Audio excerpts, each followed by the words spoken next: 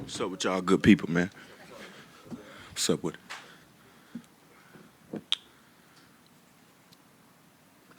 And this is year 6 for you, but like you've been through this whole thing with Jaden and Nas.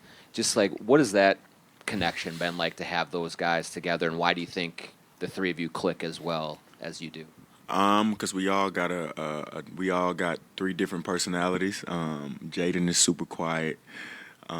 Nas is quiet, but he outgoing around the right people. And me, I just don't care who I'm around. I'm gonna be myself no matter what.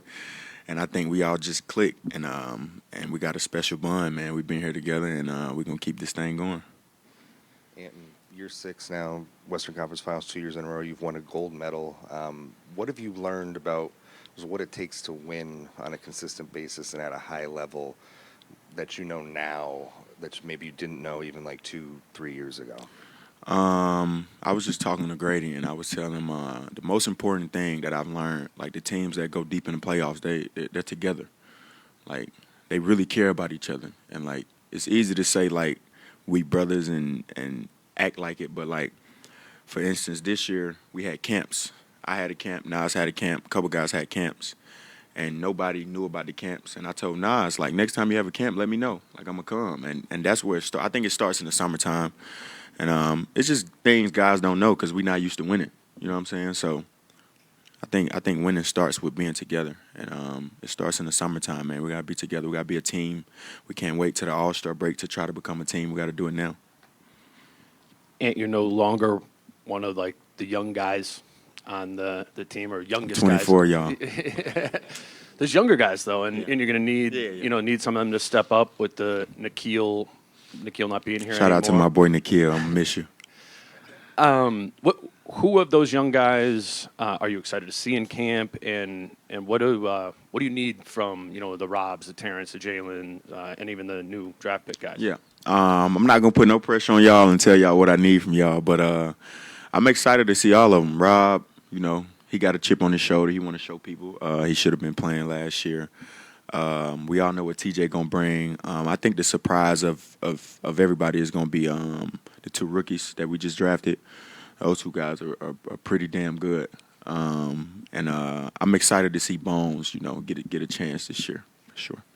You talked during last year about in the summer kind of adding stuff, and I think what you said last season was this summer you wanted to work on expanding your game more in the mid-range, right, and playing at all three levels. What did that look like for you, and what will it look like during the season? It was fun. It was a fun process.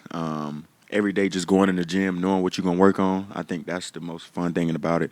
And I think C. Hines had a great quote. He said, "Greatness is boring."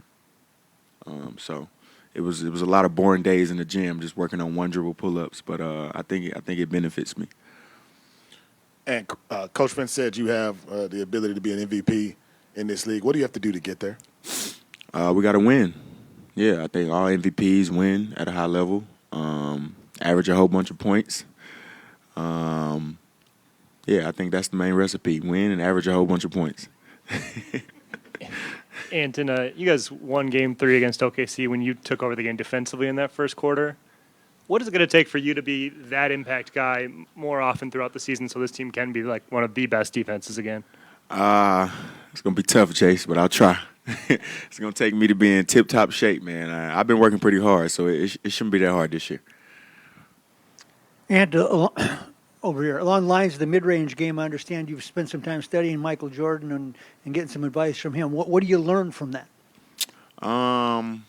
Just getting to my spots, pulling up, shooting over the defender. I think the best thing tip that he's gave me is most people lean on people in the post with their ass, and he do it with the top part of his back. So I think I learned that from him. Did he talk a lot about compete factor and all that stuff? Nah, we don't really have no relationship how y'all think we got one right now. It'll come in years to come, but right now it's just through somebody. Yeah. And Chris has talked about how it's easy for you to get up for these big games and going up against players that you've admired over the years and stuff like that. But it's the games kind of maybe in the middle of the season and stuff sometimes. Maybe how do you approach that and kind of try to keep it your mentality of that hunger in those kind of minutia games in the middle of January and stuff like that, as opposed to the playoffs? Try to get a career high in points. I think that's how I'm going to try to do it because I usually approach it like I'm going to let my teammates get their shit off. Instead, I'm just going to go for a career high. I think that's how I'm going to stay engaged. And you obviously had a busy summer. You dropped the AE2s now. They coming out this Saturday. Just talk about the China experience and then also what was the funnest part of your summer. The best part of my summer was my China tour, and the experience, man, was like no other. The love is unreal. I advise every athlete to go out there and experience that love. They're real basketball fans, and I received like this helmet or like face mask of my A2s, and the A2s was out for like 7 hours. He had already handmade something, and I'm gonna show my respect to him by wearing it to the first game in Portland. So yeah, that was pretty dope by him. I appreciate him. And Julius told us a story about early on last season when you were just getting to know each other, that there was one possession where you guys both like essentially posted up in the same spot and looked at each other like, what are we doing? Right. Just how did you get to know and figure out over the course of the season how you two work best together offensively so you can make things easier on each other?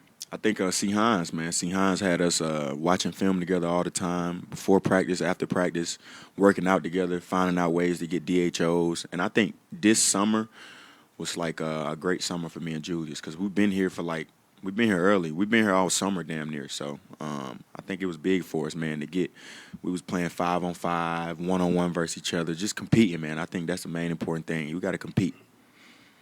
And how much did you transform your body this summer? Like, are there quantifiable numbers in terms of body fat? Anything that you can share? I'm not really into all that. I still got a little chubbiness on me, but I'll be ready to go if that's what you're worried about. Use preseason to fit it in, but we've been together since last year. And we've been here early. Everybody has been here early. So big shout out to my teammates, man. It's been dope to see everybody in Minnesota.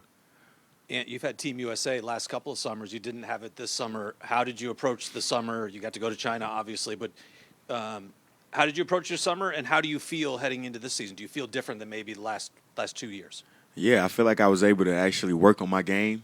In 2 years, it's been a long time, so it was actually pretty fun. I miss competing for sure, because that's competing at the highest level with the best players to ever play the game.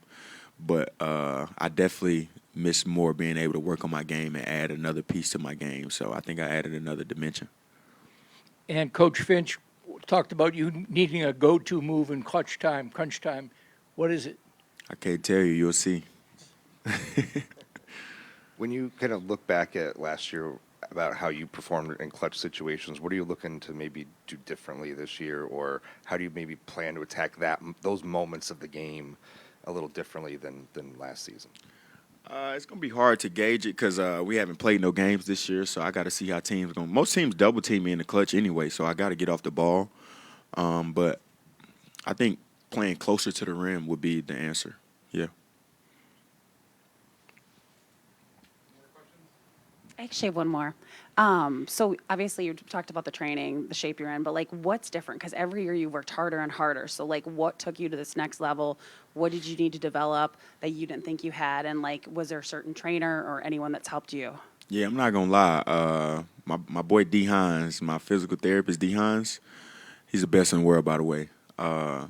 He gave me these gloves, ball handling gloves. And I was always the person who never wanted to work on ball handling because I got a bad low back, so like it used to bother me all the time working on ball handling, and I think that was the best idea he's ever had.